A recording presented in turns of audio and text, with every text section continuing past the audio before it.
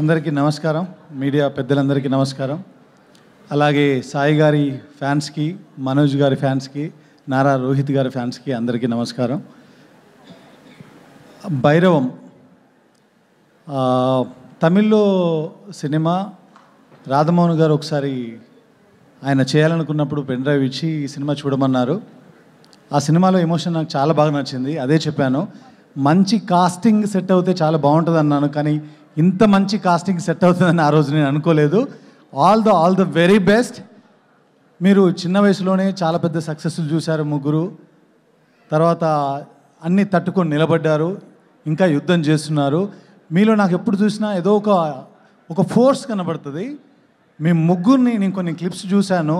ఒక ఫ్రేమ్లో చూస్తుంటే ఒక వైబ్రెన్స్, ఒక తెలియని ఏదో ఫోర్స్ కనబడుతూ ఉంది.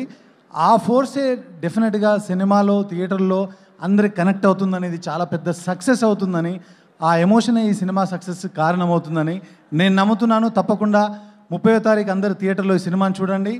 ఇది మీ అందరికీ నచ్చే సినిమా, చాలా మంచి సినిమా. అలాగే ఇక్కడ ఉన్న యాక్టర్స్కి మీ అందరికి కూడా ఆల్ ద వెరీ బెస్ట్ అండి. రాధామోహన్ గారు బ్యానరు, ఆయన నాకు చాలా లక్కీ అని చెప్పాలి. నన్ను పెద్ద డైరెక్టర్ని చేసింది చరణ్ గారు, చిరంజీవి గారు అయితే అసలు నన్ను డైరెక్టర్గా నిలబెట్టింది, చేసింది రాధామోహన్ గారు. ఆయన చాలా లక్కీ బ్యానర్ నాకు.